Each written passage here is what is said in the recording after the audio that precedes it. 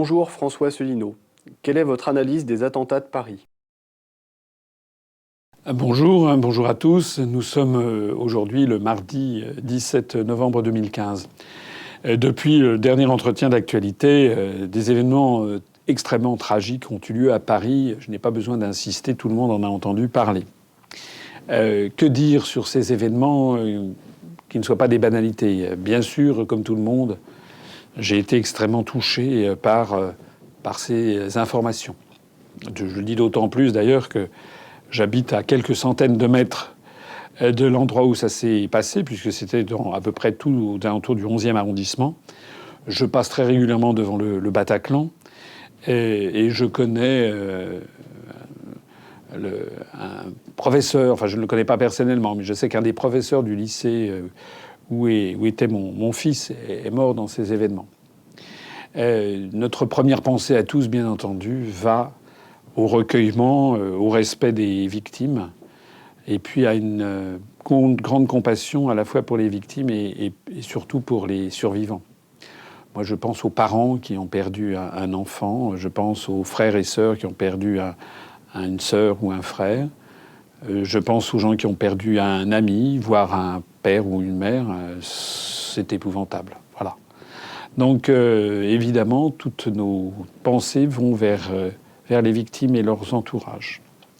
Et deuxièmement, bien entendu, il faut passer maintenant à la recherche des coupables. Nous avons publié un communiqué de presse le soir même, dans la nuit, pour demander que tout soit fait afin d'arrêter les auteurs de ces abominations vivants. On avait d'ailleurs lancé le même communiqué, enfin un communiqué comparable, réclamant la même chose au moment des attentats du 7 janvier dernier à Charlie Hebdo et à l'épicerie Cachère. Et pourquoi notre insistance à attraper vivants les criminels? Bien parce que c'est la seule chose qui permette de poursuivre l'enquête, de procéder à un jugement public dans une cour d'assises, de faire ressortir la vérité et puis de rechercher les véritables commanditaires. Parce que pour faire ces attentats, n'importe qui ne peut pas le faire. Il faut avoir des kalachnikovs, tout le monde n'en a pas. Il faut avoir des munitions nombreuses qui coûtent cher. Il faut que tout ce matériel soit en état de marche. Il faut s'entraîner régulièrement. Il faut avoir quelqu'un qui assure la logistique. Il faut avoir de l'argent. Il faut penser, puisque si j'ai bien compris, les assassins étaient même plus ou moins originaires en partie de Belgique, dans une banlieue de Bruxelles. On louait d'ailleurs des véhicules en Bruxelles, en Belgique, sont ensuite venus faire leur forfait en France, sont ensuite repartis. Donc tout ceci nécessite une réflexion. Il faut qu'il y ait un cerveau derrière qui prépare tout ça. Et c'est ça qu'il faudrait trouver. Qui est le cerveau? Et qui fournit l'argent? Qui fournit les armes?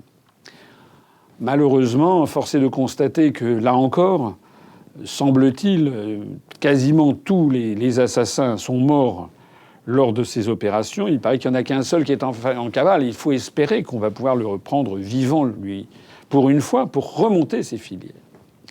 Et pourquoi c'est si important de remonter ces filières?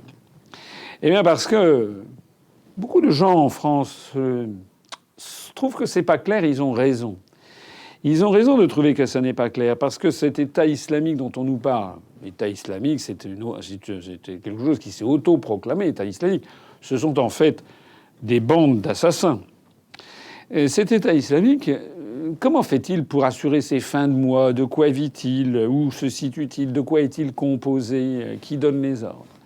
Et c'est là qu'on commence à avoir des questions qui semblent terriblement gênantes pour les dirigeants occidentaux en général et les Français en particulier. Ce prétendu État islamique exerce sa tyrannie folle sur des arpents de désert qui se situent, si on a bien compris, à peu près aux confins de l'Irak et de la Syrie. C'est donc des territoires qui sont enclavés entre d'autres grands pays, l'Irak, la Turquie et la Syrie.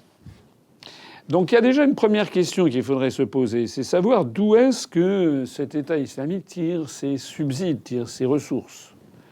Alors un début de réponse a déjà été fourni. Si on veut bien examiner, étudier les déclarations des uns ou des autres, On sait que l'État islamique, prétendu tel, tire beaucoup d'argent de la vente de pétrole. Et la vente de pétrole, ça ne se fait pas comme ça.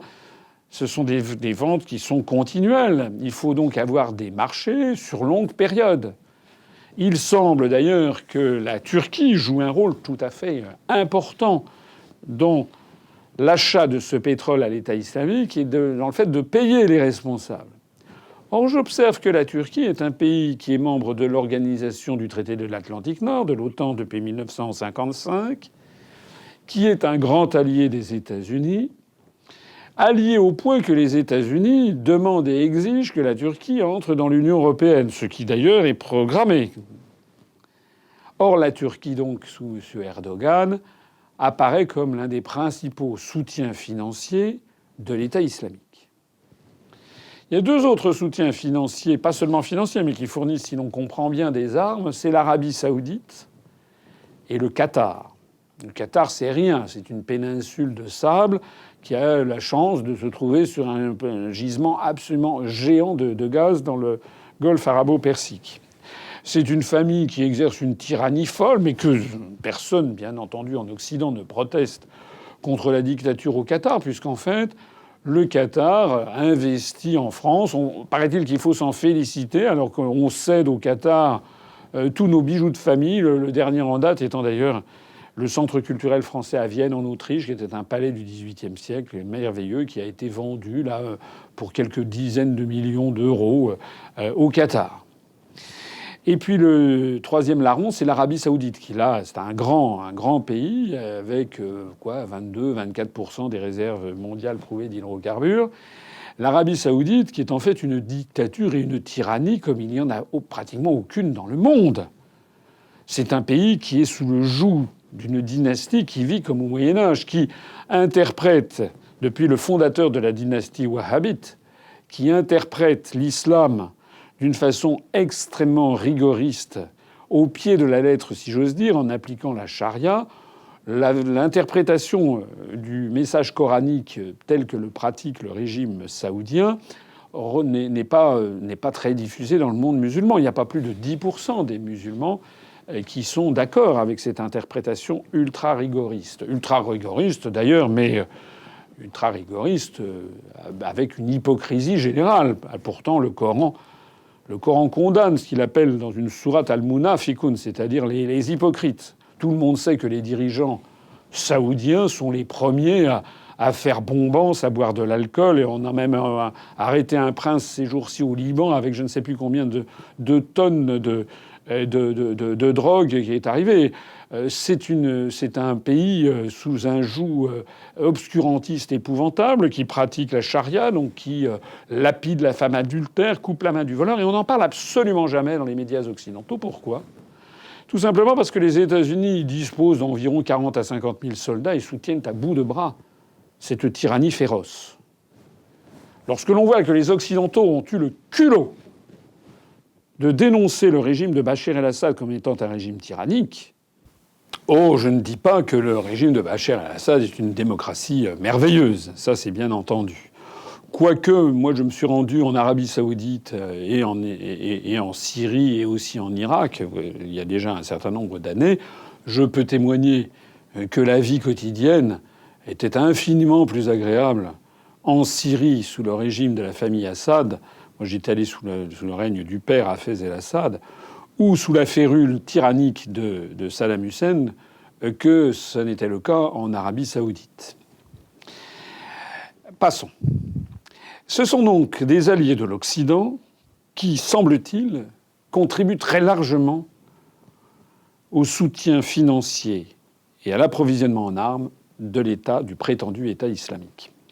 De telle sorte que, lorsque l'on voit ces rodomontades de nouveau dans la presse française qui se dit comment peut-on lutter contre le terrorisme, etc., et qui propose des mesures de plus en plus coercitives et destructrices de nos libertés publiques, moi, mon premier mouvement est de bondir et de dire « Mais attendez, il y a déjà un moyen extrêmement simple qui consisterait tout simplement à étrangler le prétendu État islamique en ne lui fournissant plus aucune arme ni aucun financement, en n'achetant plus le pétrole qu'ils livrent. J'ai oublié de préciser que l'autre source de ce revenu, c'est la vente de trésors artistiques pillés dans les musées en Syrie que les dirigeants du prétendu État islamique vendent à des Occidentaux. Ce n'est pas moi qui le dis, l'UNESCO elle-même l'a reconnu. Serrons tous les approvisionnements en armes, en financement de le prétendu État islamique. Organisons autour de cette zone une espèce de cordon sanitaire international. Ce truc tombera de lui-même en quelques semaines, peut-être même en quelques jours. Ça voudrait dire qu'il faudrait mettre au pas le régime d'Ankara, de Turquie. Ça voudrait dire qu'il faudrait que les États-Unis exigent du Qatar et de l'Arabie saoudite un changement total d'orientation. Ça voudrait dire en réalité que l'Occident cesse de soutenir le wahhabisme et les salafistes. Et c'est là justement qu'on touche du doigt le grand non-dit de toutes ces affaires, et que de plus en plus de Français commencent à comprendre. C'est que qui est allé faire encore des mamours au roi d'Arabie saoudite ou au Qatar, si ce n'est que M. Hollande, encore récemment. Et on me dit qu'il va y avoir un livre qui va sortir de Pierre Péan dans les jours qui viennent sur Nicolas Sarkozy, où on apprendrait, paraît-il, que l'émir du Qatar aurait payé le divorce de Nicolas Sarkozy.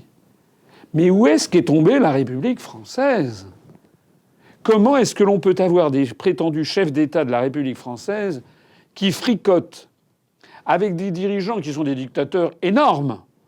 Encore une fois, la dictature d'Arabie est sans commune mesure bien plus sévère que la dictature qu'il y a en Syrie.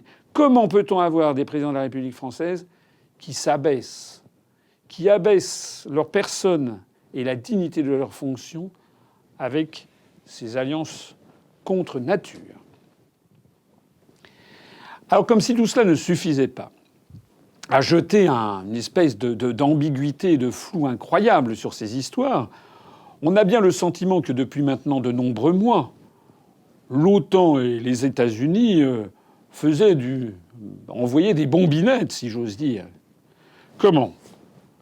La première armée du monde, celle des États-Unis d'Amérique, qui, en matière de maîtrise des cieux, en matière aérienne, de frappe aérienne, est la meilleure au monde. Comment est-ce qu'elle ne peut pas avoir raison de bédouins au milieu des sables et qui sont dans un pays totalement enclavé? Qu'est-ce que c'est que cette histoire ? Ça fait donc des mois et des mois qu'on avait le sentiment que les États-Unis, à la fois, faisaient semblant de bombarder l'État islamique tout en lui donnant du carburant et en laissant ses alliés saoudiens, qataris ou turcs assurer le train de vie de ces assassins. Alors est arrivée là-dessus la Russie. La Russie est soudain arrivée. Et avec la Russie, c'est un peu différent. Parce que d'abord, la Russie, elle intervient en Syrie de façon légale, puisqu'elle intervient à la demande des autorités légalement reconnues par la grande majorité des pays de l'Organisation des Nations Unies, c'est-à-dire le régime de Bachar el-Assad. Vous savez qu'on ne peut intervenir militairement dans un État souverain étranger que sous deux conditions. Soit vous avez une demande des autorités légales, c'est ce que la Russie vient d'avoir avec Bachar el-Assad pour intervenir en Syrie. C'est ce que n'ont pas ni les États-Unis, ni la France, ni les pays de l'OTAN. Soit vous n'avez pas le feu vert des autorités centrales, mais vous avez le feu vert du Conseil de sécurité de l'Organisation des Nations Unies, au nom du chapitre 7 de la Charte des Nations Unies. Or, ni les États-Unis, ni la France, ni les pays de l'OTAN ne l'ont obtenu non plus. De telle sorte que les interventions militaires de l'OTAN, des États-Unis, de la France en Syrie sont illégales au regard du droit international, tandis que celles de la Russie sont les seules légales. Et j'ajoute que depuis que la Russie est intervenue, mais on a l'impression que là, pour le coup, les Russes ont mis assez rapidement le holà à l'expansion de l'État islamique. Alors, dans toutes ces conditions, on voit bien que les attentats qui se sont produits à Paris découlent de l'engagement français sous l'égide des États-Unis dans des guerres qui sont illégales au regard du droit international. Et pour chasser du pouvoir en Syrie Bachar el-Assad, et pourquoi donc d'ailleurs ? Pourquoi faudrait-il chasser du régime de Damas le président Bachar el-Assad et maintenir au pouvoir à Riyad la dynastie saoudienne, qui est une dynastie obscurantiste? Et pourquoi donc faudrait-il pas chasser le roi du Bahreïn? Ah oui, le Bahreïn abrite le siège de la 5e flotte des États-Unis. Et pourquoi donc ne faudrait-il pas chasser l'émir du Qatar? Ben oui, l'émir du Qatar, d'ailleurs, il a été remplacé récemment par son fils, par une révolution de palais voulue par les Américains, parce que l'émir du Qatar, il obéit au doigt et à l'œil à Washington. Ou du moins fait-il semblant, parce qu'il mène également une politique biaisée et de soutien avec l'Arabie saoudite à ce que l'islam a de plus rigoriste, ce qui finalement ne gêne pas les États-Unis. Donc, dans ces conditions, la France s'est mise dans la position d'être en première ligne face à des mesures de rétorsion. Pourquoi y a-t-il des attentats islamistes à Paris et pas en Suisse? Parce que la Suisse n'est pas dans l'Union européenne. La Suisse n'est pas dans l'OTAN. La Suisse ne s'ingère pas dans les affaires intérieures de la Syrie. La Suisse n'a pas demandé, n'est pas intervenue pour dire qu'il fallait que Bachar el-Assad dégage. Rappelez-vous cette parole restée historique de Laurent Fabius qui disait que Bachar el-Assad était quelqu'un qui n'avait pas le droit d'être sur la terre.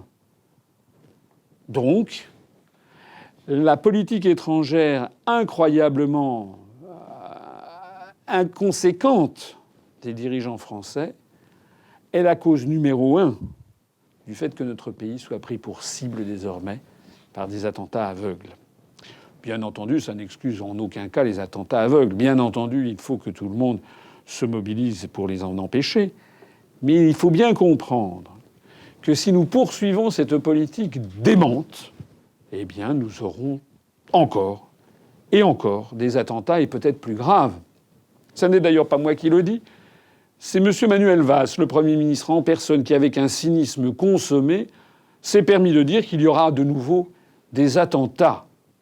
Nous avons des dirigeants en France qui font preuve d'une inconscience, qui mettent en jeu la vie du peuple français pour mener une politique diplomatique et militaire qui n'a aucun rapport avec les intérêts du peuple français, mais qui a tout rapport avec les intérêts d'une petite oligarchie économique et financière qui dirige en fait les États-Unis d'Amérique et l'Union européenne. Parce que ce qui se cache au bout du compte, c'était pas que Bachar el-Assad était un dictateur.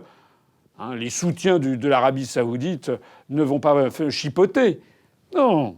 Ce qui se cache derrière, c'est simplement que les États-Unis d'Amérique, les grandes majors pétrolières, plus un certain nombre de grandes sociétés d'ingénierie ou de sociétés financières veulent mettre la main sur la Mésopotamie en Irak, veulent mettre la main sur la Syrie, veulent mettre la main sur le fameux projet de tracé de gazoduc qui pourrait amener du gaz de traversant la Syrie jusqu'en Europe pour contourner l'ours russe. Ce sont des grands sujets économiques qui sont derrière, des grands sujets économiques et financiers.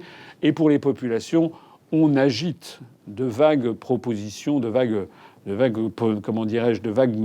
motivations concernant les droits de l'homme. Voilà. On en est arrivé aujourd'hui à cette situation épouvantable que le Premier ministre, je le disais à l'instant, fait savoir qu'il va y avoir de nouveaux attentats. Et on a appris le 15 novembre, c'est-à-dire avant-hier, en lisant le journal officiel, qu'un arrêté avait été pris la veille le 14 novembre, c'est-à-dire le lendemain même des attentats parisiens, un arrêté qui permet la distribution du sulfate d'atropine qui est fabriqué par la pharmacie des armées. Qu'est-ce que c'est que cette histoire ? Bien, ce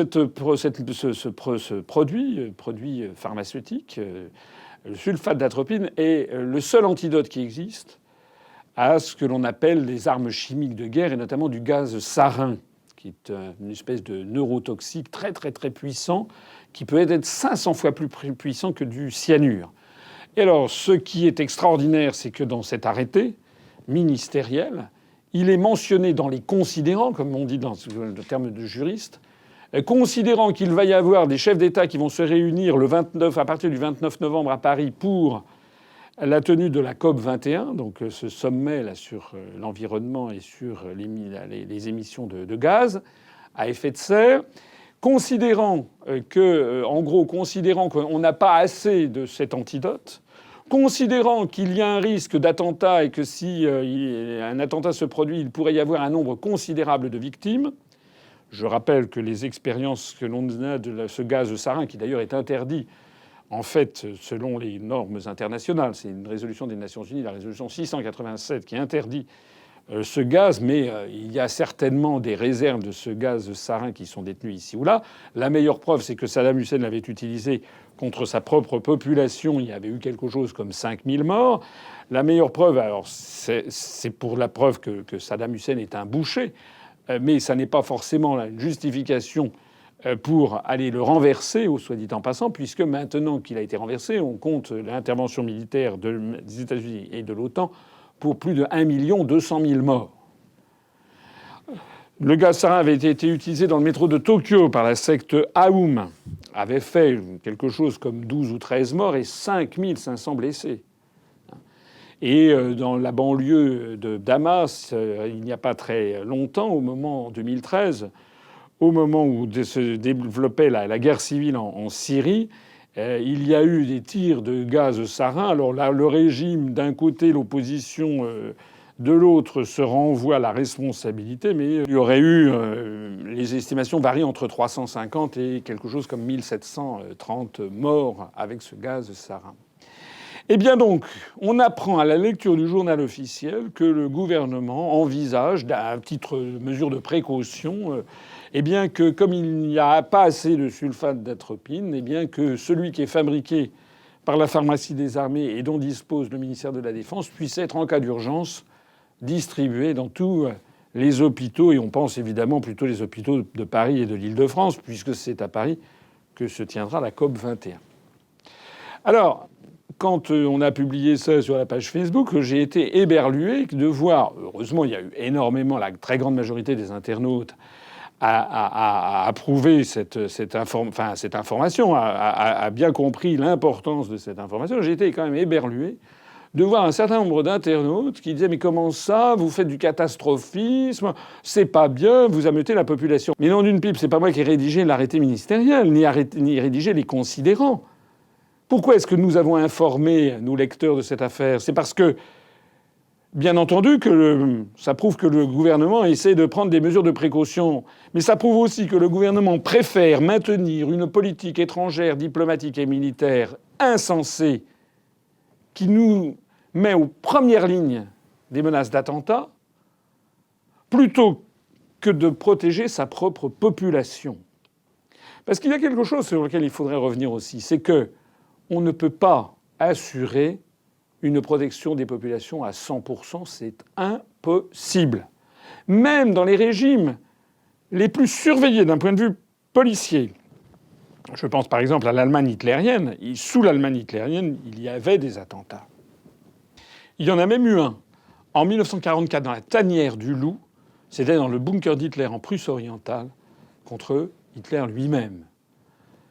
Je dis ça parce que ces attentats, il y a un certain nombre de personnes en France, enfin d'ailleurs tout le monde, au lieu de s'intéresser aux origines qui ont causé ces attentats, on part du principe que ce serait une donnée, il y aurait une guerre, ça c'est ce qu'a dit le président de la République, on est en guerre. Il y aurait une guerre, il faudrait donc se protéger comme si on n'était pas à l'origine même de la prétendue guerre. On n'est pas en guerre, c'est la France qui a livré une guerre avec l'OTAN et les États-Unis à des pays comme la Syrie, qui est intervenue militairement illégalement. Il faut bien que les Français se mettent ça dans la tête. La France viole le droit international. La France viole le droit international. La France viole le droit international. Il faut donc bien comprendre que c'est nous qui avons déclaré une guerre illégale et que maintenant nous en avons les retours de flamme. Donc, avant que de s'intéresser à renforcer encore et encore et encore la surveillance et à briser encore et encore les libertés publiques en France, il suffirait déjà de s'intéresser sur les raisons qui sont à cette origine. Je l'ai déjà dit, il faut couper les ressources en argent, en armes, en munitions du prétendu État islamique, et il faut arrêter de violer le droit international. La France n'a rien à faire en Syrie. La France doit se retirer de tous les théâtres d'opération où sa présence est illégale au regard du droit international. Je l'ai déjà dit, lorsque nous arriverons au pouvoir, si d'aventure la France était dans cette situation, la première chose que nous ferions, c'est de rappeler les militaires français qui sont dans des situations illégales au regard du droit international. Alors, je ne voudrais pas conclure ce panorama sans m'intéresser un petit peu aussi aux coupables. Ces coupables méritent un châtiment exemplaire, à supposer qu'il ne l'est pas déjà, puisque, comme je le disais tout à l'heure, ils sont tous morts sauf un qui est en cavale. Et j'espère que celui-là pourra être retrouvé sain et sauf pour qu'on puisse le faire parler.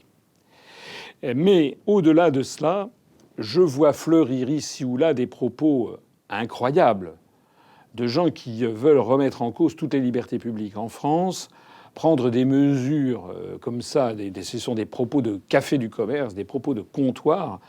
J'ai vu quand même M. Laurent Wauquiez, porte-parole des Républicains, qui a dit qu'il fallait ouvrir des camps d'internement pour y placer les 4000 personnes qui étaient surveillées. Mais c'est incroyable. Un camp d'internement, en Allemagne, en 1936-37, ça s'appelait Konzentrationslager, c'est-à-dire camp de concentration. Je signale à ceux qui ne le sauraient pas que déjà, du fait d'une loi du 21 décembre 2012, une loi d'ailleurs qui est quand même assez extraordinaire, tout Français qui s'est rendu en Syrie, revenant en France, peut faire l'objet d'une mise en examen, de poursuite, de condamnation et de condamnation à de la prison ferme. Le premier à être tombé sous le coup, c'est un Français, portant un nom français, mais qui était d'ailleurs d'origine, c'était un enfant adopté d'origine sud-coréenne, revenant de Syrie, qui a été condamné à 7 ans de prison, alors qu'il n'avait matériellement rien fait, si ce n'est que d'être allé en Syrie, prétendument dans des camps d'entraînement. Je revoyais les chiffres au mois de juin dernier, il y avait quand même, je crois, quelque chose comme 113 Français qui étaient détenus dans des prisons en France après un jugement, sous l'empire de cette loi du 21 décembre 2012, parce qu'ils s'étaient rendus en Syrie, du côté de Raqqa, dans les camps d'entraînement. Ils n'ont commis, ces Français n'ont pas commis d'exactions sur le sol national, que je crois savoir, mais ils ont été mis en examen, poursuivis et incarcérés et condamnés pour appartenance à une association de malfaiteurs, sans qu'ils n'aient nécessairement commis le moindre acte délictueux, autre que celui d'appartenir à une association de malfaiteurs. C'est dire que l'arsenal juridique dont on dispose n'est déjà pas si mal. Il pose d'ailleurs même un certain nombre de problèmes au regard des libertés publiques et des principes généraux de la philosophie du droit. Je signale que le nombre de caméras de surveillance s'est développé comme les champignons après la pluie. Je rappelle également que, en gros, toutes nos conversations, tous nos courriels peuvent être surveillés du matin au soir et du soir au matin, peuvent être également surveillés tous nos achats avec des cartes bancaires, etc. Je rappelle quand même que la surveillance, la filature généralisée est désormais une chose quasiment entendue. Je rappelle qu'on vit dans un État qui est sous le plan Vigipirate rouge ou rouge écarlate ou rouge vermillon, je ne sais plus quelle couleur de rouge, maintenant de façon continuelle. Je rappelle que dans tous les aéroports, dans toutes les gares, il y a maintenant des soldats avec des mitraillettes. Ça prouve quoi? Ça prouve que tout simplement ces mesures n'ont pas suffi à empêcher les boucheries qui viennent d'avoir lieu. Donc je mets en garde tous ceux qui disent, qui réclament encore et encore et encore plus de mesures de surveillance. Ils ne se rendent pas bien compte de ce qu'ils sont en train de faire. On n'est pas en train de régler les problèmes, les risques d'attentats en France. On est en train de détruire les libertés publiques en France et la démocratie.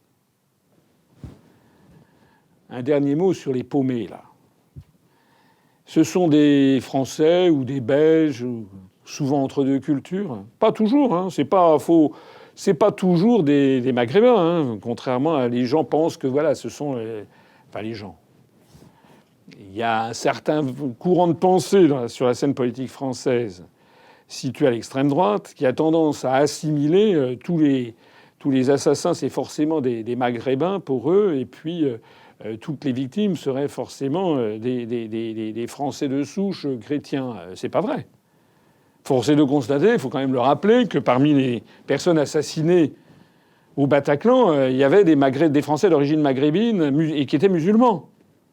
Il faut rappeler que parmi les djihadistes, il y a aussi, notamment ceux qui sont incarcérés, je le disais tout à l'heure, des Français d'origine qui se sont convertis à l'islam. Donc c'est un mensonge que d'établir une identité entre les assassins et l'islam. Je le répète encore une fois, c'est une version, la version salafiste et wahhabite de l'islam est une version complètement exagérée et complètement fallacieuse d'une interprétation coranique fallacieuse. Mais je rappelle encore une fois que la grande majorité des musulmans dans le monde n'approuvent pas du tout ça et au contraire le désapprouvent totalement. Qui est-ce qui devient djihadiste ? Souvent des Français d'origine musulmane, maghrébine, c'est vrai, mais il y a aussi, comme je le disais à l'instant, des Français de souche qui se sont convertis. Quel est leur point commun ? Leur point commun, c'est que souvent ils sont nés dans des milieux défavorisés, dans des banlieues, vivant de petits larcins, n'apprenant rien à l'école, puisque l'enseignement de l'école de la République a été détruit, ayant souvent des problèmes dans leur famille, des familles décomposées ou les parents qui travaillent très tôt avec un petit peu une éducation dans la rue. Ils ne sont pas nés dans le 16e arrondissement en général. Et puis, ils sont confrontés à une société qui leur dit quoi ? Qui leur dit, rappelez-vous, je crois que c'était le slogan de Séguéla, si à 50 ans, tu n'as pas une Rolex, c'est que tu as raté ta vie. Ils vivent dans une société où on leur fait croire que le compendium de la réussite, ce serait le fric. La seule chose qui compterait, ce serait le fric et le fric, plus le cynisme, puisque nous sommes dirigés en France, comme d'ailleurs dans beaucoup de pays occidentaux, par des élites dont toute l'action est d'un cynisme incroyable. Rappelons-nous Cahuzac, le ministre des Finances, qui osait présider des colloques comme à Nanterre en 2012 pour lutter contre la fraude fiscale, alors qu'au même moment, il était un fraudeur fiscal majeur. Rappelons-nous M. Thévenoud, le secrétaire d'État au commerce extérieur, qui, paraît-il, souffrait de phobie administrative. La phobie en question lui interdisait de payer ses impôts, de régler ses factures d'électricité ou de gaz. Et pour toute sanction, ce ministre a quitté le gouvernement et a retrouvé, comme une fleur, son poste de député grassement payé, sans aucune poursuite. Rappelons-nous le scandale Big Malion, où M.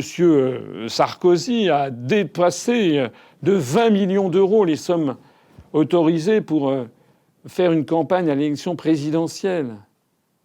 Rappelons-nous le scandale aussi qui émaille les dirigeants du Front National actuellement en région Île-de-France, Vallerand de Saint-Just, Alex Lousteau, les numéros 1 et 3 de la liste Front National en Île-de-France, sont quand même des personnes qui sont actuellement mises en examen pour détournement de fonds publics.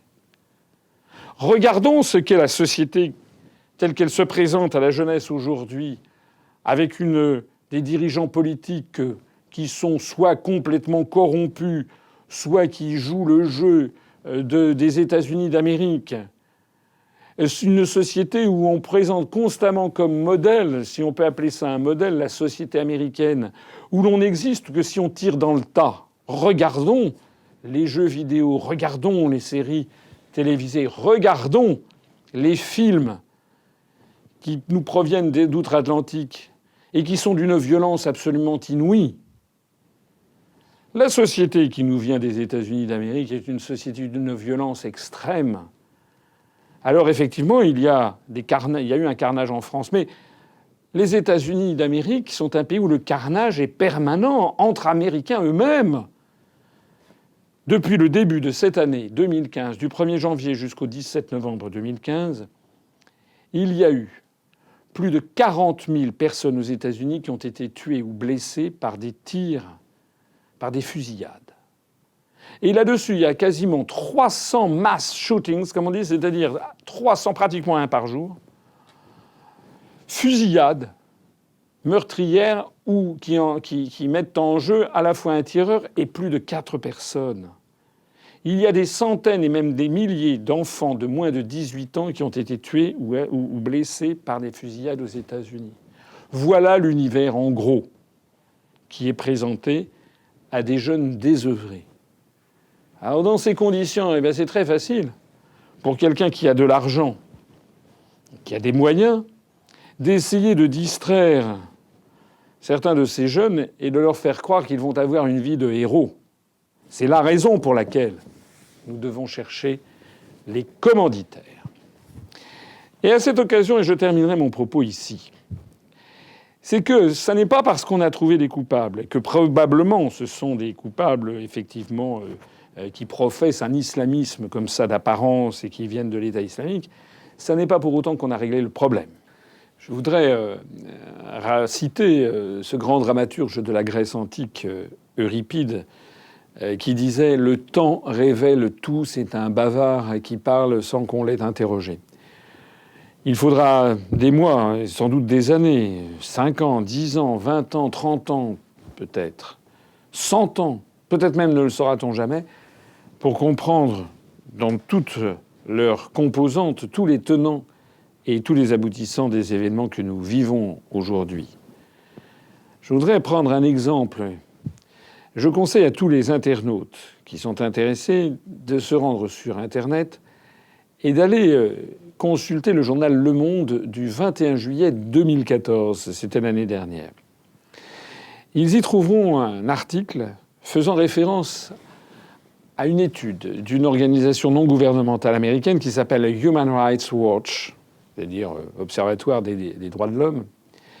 Et cet observatoire a publié une étude l'année dernière, qui est également disponible d'ailleurs sur Internet en américain. Et cette étude a été faite avec des chercheurs, des universitaires. C'est un travail extrêmement solide, sérieux, qui a été mené sur toute une série d'attentats attribués aux islamistes aux États-Unis d'Amérique. Et que révèle cette étude ? C'est que sur de nombreux cas, pas tous, mais sur de nombreux cas, ces attentats ont été commis, c'est vrai, par des musulmans ou des islamistes. Mais sur de nombreux cas, c'était derrière le FBI américain qui avait été le commanditaire, qui avait profité du désarroi, de la détresse, du caractère paumé de certains délinquants ou de voyous, qui les avait fournis en armes, en munitions, en argent, en drogue, et qui leur avait ensuite conseillé d'aller faire des attentats. Dans quel objectif ? Pour faire ce que l'on avait appelé autrefois, du temps du Gladio ou de la gare de Bologne, la stratégie de la tension. Je ne dis pas que c'est le FBI et les États-Unis d'Amérique ou certains services de renseignement de telle ou telle puissance étrangère qui sont derrière les attentats de Paris. Je ne le dis pas, parce que je n'en sais rien. Mais je ne dis pas non plus le contraire. Seul le temps nous permettra de savoir ce qui s'est passé. Et si l'on veut être un citoyen lucide, il faut se garder de toute conclusion hâtive. Ça n'est pas pour dédouaner les assassins, bien entendu. C'est simplement pour comprendre que derrière les assassins, il y a des structures qui sont au moins autant assassines. Ce sont celles qui utilisent des gens qui sont à la dérive pour les faire servir des objectifs qui sont le contraire même de ce qu'ils croient. En définitive, ces attentats de Paris, comme ceux qui ont eu lieu le 7 janvier dernier à Charlie Hebdo et à l'épicerie Cachère, quelle est la conséquence concrète ? La même conséquence concrète que l'on a pu observer à chaque fois dans des cas semblables, c'est-à-dire une suppression, une diminution rapide des libertés publiques, une diminution de la libre expression, une diminution de la démocratie, la prise en main par une oligarchie d'un pouvoir tyrannique. Que pensez-vous des réformes constitutionnelles voulues par le président de la République ? Eh bien, nous y voilà. C'est l'illustration exacte de ce que je disais à l'instant. Il y a quelque chose à quoi les Français doivent porter une attention extrême. C'est que le président de la République française, M. Hollande, a réuni le Congrès. c'est-à-dire à réunir les députés et les sénateurs le 16 novembre pour leur proposer une réforme de la Constitution française, réforme de notre loi fondamentale, c'est-à-dire 3 jours exactement après les attentats. Les corps des victimes sont à peine refroidis que M. Hollande nous sert tout de suite une réforme de la Constitution. Rien que ça devrait faire dans tous les esprits s'allumer un signal rouge. Ça n'est pas normal. Ça n'est pas normal parce qu'on ne touche pas à une Constitution. D'abord, on devrait y toucher le moins possible. On devrait même pratiquement ne pas y toucher. On devrait y toucher avec infiniment de précaution, dans un climat de paix civile, de réflexion, de sérénité, et non surtout pas dans un climat d'extrême émotivité, d'extrême tension survenant 3 jours après des attentats. Alors peut-être effectivement ici ou là, on s'aperçoit que la mise en œuvre de l'état d'urgence, sur laquelle je vais revenir dans un instant, prête tel ou tel problème. Mais il n'y a pas besoin d'une réforme de la Constitution pour ça. On n'a pas besoin d'un seul coup de modifier l'article 16. Puisque maintenant, quand on lit la presse, on n'est pratiquement plus surpris de lire dans le journal Le Figaro, par exemple, que le président de la République envisagerait d'invoquer l'article 16 de la Constitution. L'article 16, pour ceux qui ne le sauraient pas, ce sont les pleins pouvoirs pris par le président de la République. C'est-à-dire que la République quasiment est mise entre parenthèses et qu'on est dans un système dictatorial. Dieu sait si cet article 16, d'ailleurs, qui figurait dans la Constitution de la Ve République, qui figure toujours, Dieu sait si la gauche française, à laquelle prétend se raccrocher M. Hollande, a vitupéré contre cet article.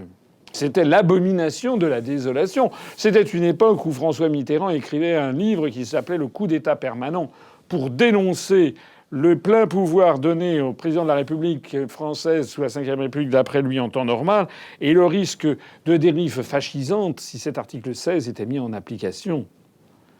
Voilà-t-il pas que maintenant on envisage que M. Hollande, parce qu'il y a eu une série d'attentats dramatiques, c'est vrai, à Paris, mais la France par ailleurs n'a pas bougé, que M. Hollande prétendrait se saisir de l'article 16, réclamer les pleins pouvoirs et maintenant même modifier l'article 16. Il faut donc garder un œil extrêmement vigilant à tout cela, de même qu'il faut garder un œil vigilant aux mesures qui ont été prises dans les premières heures. On nous a annoncé la mise en œuvre de l'état d'urgence. L'état d'urgence, c'est une procédure qui avait été inventée en 1955, au début de la guerre d'Algérie. Vous savez que la guerre d'Algérie commence avec ce qu'on a appelé la Toussaint Rouge, le 1er novembre 1954.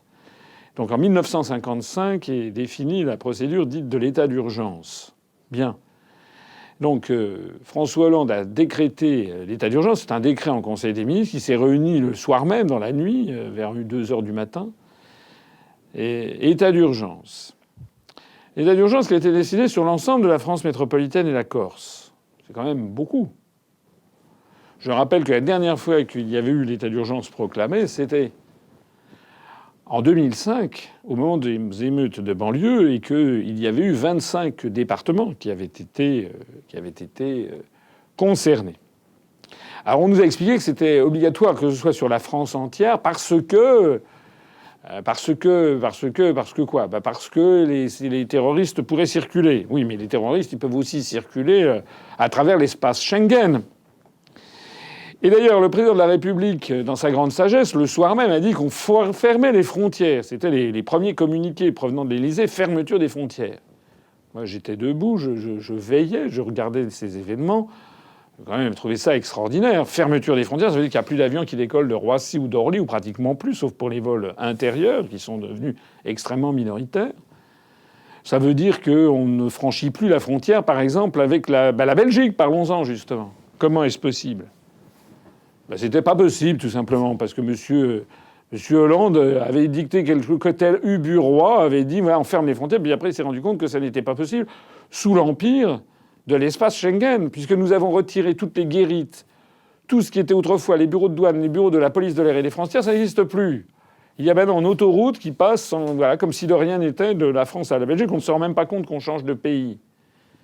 Donc pour fermer les frontières, ou même simplement pour contrôler les frontières, ce qui a été la décision, après il y a eu du rétro-pédalage, il y a des dépêches de presse qui sont arrivées 2 heures après en disant non, en fait, le gouvernement n'avait pas voulu dire fermeture, il avait voulu dire contrôle des frontières, mais même ça ne peut pas se décider à l'instant même, puisqu'il faudrait qu'il y ait du personnel qui soit sur place.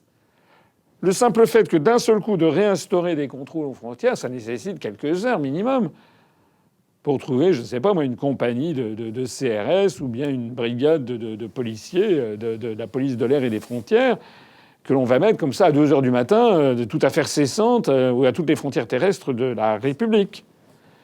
Ben, ça ne s'est pas passé comme ça. Il faut d'ailleurs pas s'étonner qu'il y a une cavale d'un type qui sans doute est peut-être parti en Belgique, puisque sitôt les attentats commis, la frontière belge est à 2 heures d'autoroute, et encore en respectant les limitations de vitesse. Et donc, s'il a foncé à toute allure, eh bien, il peut repartir.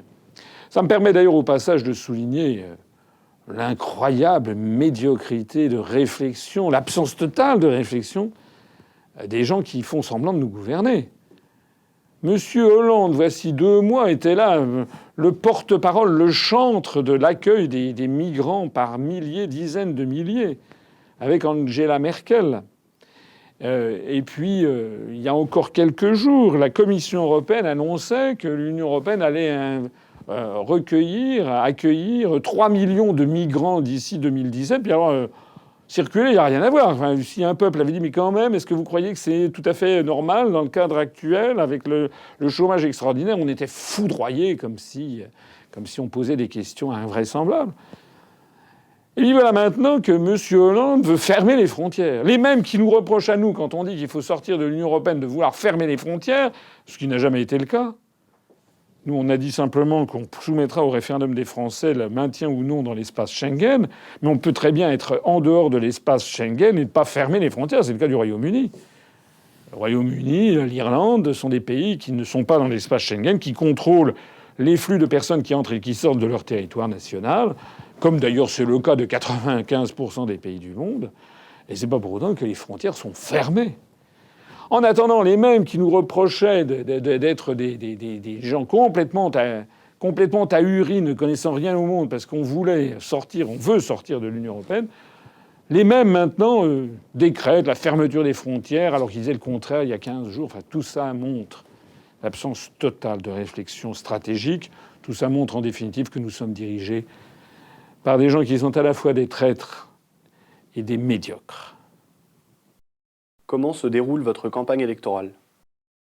Eh bien, la campagne électorale avait bien commencé, et force est de constater que malheureusement, nous vivons maintenant un épisode difficile. Pourquoi ça ? Elle avait très bien commencé, cette campagne. Nous avions des dons qui sont arrivés en nombre depuis que j'ai lancé la récolte, la collecte, le 27 juillet dernier. Nous avons dépassé récemment les 400 000 euros récoltés, même les 420 000, bientôt les 430 000 euros. On a dépassé les 60% de l'objectif que nous nous étions fixés. On a même eu une accélération à partir du moment où on a franchi les 50%. Donc on est passé de 50% à 60% assez rapidement. Et donc de ce point de vue-là, ça va bien. C'est pas terminé. Et j'en profite pour appeler tous ceux qui m'écoutent, et en particulier ceux qui n'ont pas encore participé, qui n'ont pas encore versé leur obol, à le faire. Pourquoi ? Parce que nous avons passé commande de 46 millions de professions de foi, 46 millions de bulletins de vote, 1 million de tracts, des dizaines de milliers d'affiches. Chacune des professions de foi et des bulletins de vote, et chacun des bulletins de vote étant fait en 13 exemplaires différents. Ça fait d'ailleurs 30 camions, 30 semi-remorques de papier qui sont sortis de chez l'imprimeur pour aller irriguer la France entière. Je ne sais pas si vous vous rendez compte. Tout ceci a un coût de l'ordre de 590 000 euros. Je ne parle pas de tous les coûts supplémentaires qui font que notre budget global est de l'ordre de 700 000 euros. Eh bien, c'est moi quand même qui ai signé les traites, voilà, de telle sorte que si vous ne contribuez pas à la collecte, je serai personnellement mis en cause financièrement. Donc je vous demande de faire ce que j'ai fait moi-même d'ailleurs, c'est de participer à cette collecte pour que le plus vite possible on puisse boucler la collecte, que l'on n'ait pas des agios, des frais supplémentaires à payer à des banques si l'imprimeur refusait de nous faire davantage de délais de paiement. Ce qui a bien marché également, ce qui marche bien, ce sont les adhésions. Nous venons de franchir ce soir du 17 novembre les 9200 adhérents. On avait franchi les 9000 adhérents, c'était hier, c'était il y a 15 jours. Donc ça marche bien. Et certains internautes, certains militants se demandent à combien on va terminer l'année. Probablement en dessous de 10 000, mais il n'est pas exclu si tout le monde se mobilise, notamment avec les élections, il n'est pas exclu que l'on puisse atteindre les 10 000 adhérents avant le 31 décembre. Ça n'est pas du tout exclu. Hier, je crois, ou avant-hier, nous avons eu 20 adhésions dans la journée. À ce rythme, on dépasserait les 10 000 adhérents à la fin de l'année. Donc tout ça va bien. Ce qui va bien également, ce qui a commencé bien, outre le fait que nous avons déposé toutes nos listes avec les 1971 candidates et candidats, le fait que toutes ces listes ont été avalisées, le fait que tout notre matériel, toute notre propagande a été avalisée par la commission de propagande qui se réunit dans chaque préfecture de région, tout ceci s'est très bien passé. Et ce qui se passe bien également, c'est au niveau régional, les contacts avec les journaux locaux. Tout ceci se passe bien, et ce qui se passe également très bien, c'est l'accueil du public.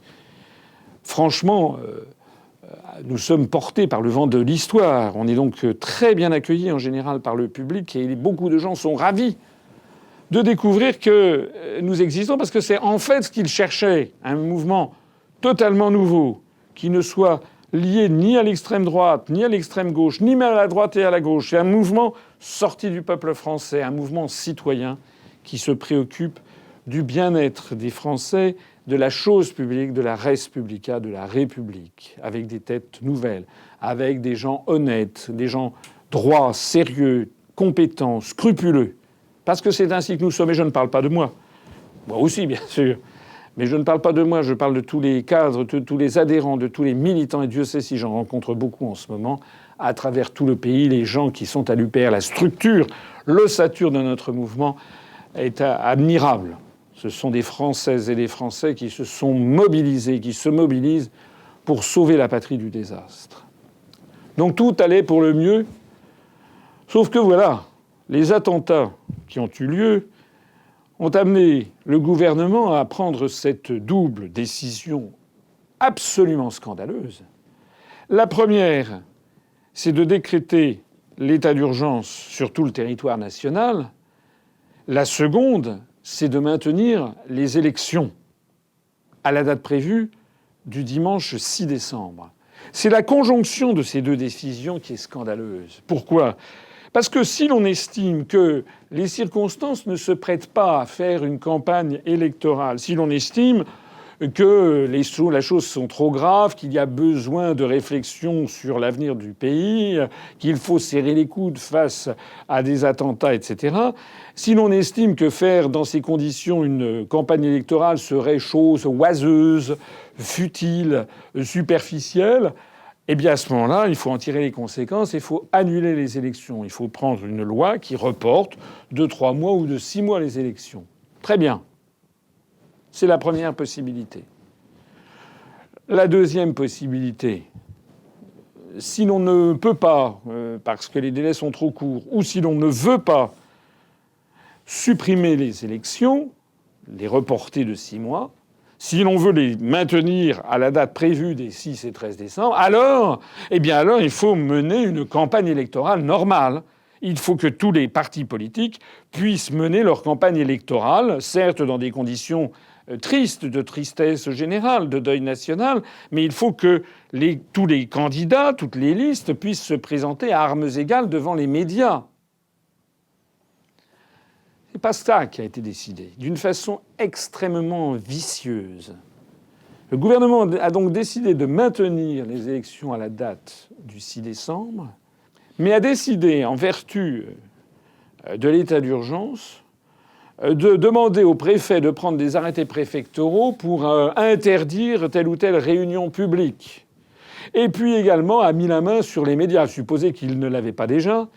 On voit désormais donc défiler depuis plusieurs jours en continu les photos, les interviews de M. Hollande, de M. Valls, de tous les apparatchiks du Parti socialiste, de M. Bartolone, qui est candidat tête de liste en Île-de-France, qui occupe les écrans. Et puis on voit défiler, bien entendu, les Républicains avec M. Sarkozy, M. Juppé, qui viennent dire ce qu'il faut faire pour lutter contre le terrorisme international. Et puis, bien entendu, ça va de soi, puisqu'ils ont un abonnement, ils ont même les clés des studios. On voit la famille Le Pen, et notamment Mme Le Pen, qui est constamment sur les ondes. Résultat donc, nous avons 3 partis qui font campagne, eux. Ah, certes, ils ne parlent pas des élections régionales.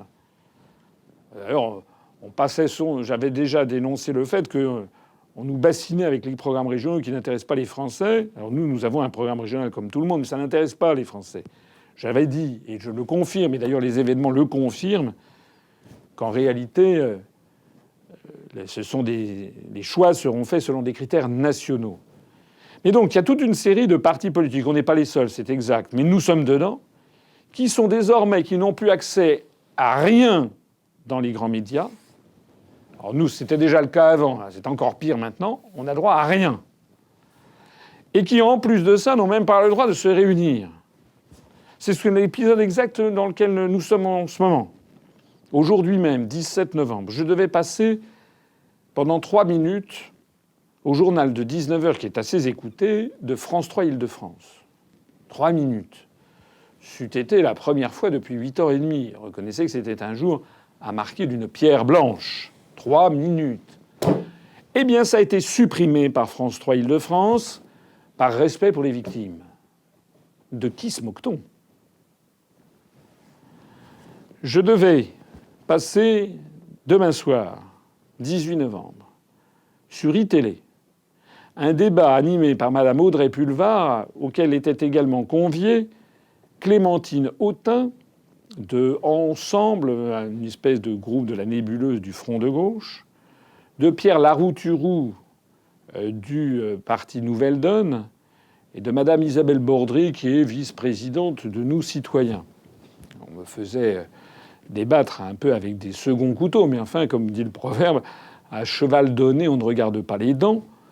J'étais, pour une fois que j'allais pouvoir participer à un débat pendant 50 minutes, même sur iTélé, mais avec Mme Audrey Pulvar, qui est quand même une star de la télévision, et avec des gens comme Pierre Larouturou ou Clémentine Autain, je me félicitais de cette petite percée. Eh bien, là aussi, ça a été supprimé parce que vous comprenez, m'a-t-on dit, vous comprenez. Mais non, je ne comprends pas. Je ne comprends absolument pas pourquoi le fait qu'il y ait eu des attentats le vendredi 13 novembre à Paris, aussi meurtriers soient-ils, doit empêcher qu'il y ait un débat un débat électoral qui ait lieu le mercredi 18 novembre, 5 jours après, portant sur des élections qui ont lieu dans moins de 3 semaines. Au contraire, si nous supprimons tous les débats électoraux, ça revient qu'on supprime la démocratie, ça revient à dire que l'on concède une victoire aux terroristes. D'ailleurs, je suis bien persuadé que la meilleure façon de rendre hommage aux victimes, ça n'est certainement pas de se taire. Je suis bien persuadé que les victimes aimeraient savoir que pendant les élections, il va y avoir des forces politiques qui vont demander des comptes au gouvernement sur les raisons des attentats. Mais non. Tout ceci est évacué des médias et on est prié de se ranger derrière le panache ensanglanté de M. Hollande et de M. Valls qui portent l'un et l'autre une responsabilité écrasante dans les événements et dans les attentats, je l'ai expliqué tout à l'heure, du fait de la politique internationale démentielle qu'ils ont adoptée, qui est totalement contraire aux intérêts du peuple français. Voilà la réalité. D'ailleurs, pourquoi, si l'on supprime les débats électoraux, pourquoi ne supprime-t-on pas les matchs de foot ? Pourquoi ne supprime-t-on pas les concerts ? Ce soir même, je devais faire une réunion publique à Bondy qui a été supprimée par la mairie de Bondy, au motif que vous comprenez. Non, je ne comprends pas. Je ne comprends pas parce qu'à Bercy, au Palais Omnisport de Bercy, ce soir, il y a un grand concert avec des milliers de personnes. C'est nous, nos réunions publiques qui sont interdites. Pourquoi ? Alors si je dis ça, avec une certaine humeur, bien entendu, c'est parce que je mesure de façon concrète, il faut bien que les gens qui m'écoutent le mesurent, c'est que l'on est en train de nous voler la campagne électorale. Alors même que notre mouvement est en pleine ascension, qu'on a vu des sondages nous donnant à 2%, peut-être un même à 2,5%, d'un seul coup, on ne parle plus de nous. D'un seul coup, on ne parle plus que des attentats, on ne parle plus que du Parti socialiste et du Front national. Tout est donc fait pour que, le soir du premier tour, il y ait un double phénomène. D'une part, les gens qui sont toujours des légitimistes, qui se diront « Ah là là, il faut serrer les rangs derrière le chef de l'État », et le Parti socialiste fait actuellement un calcul absolument ignominieux de cynisme, qui doit penser que finalement c'est une bonne opération en matière politique que d'appeler à l'unité nationale derrière le chef de l'État.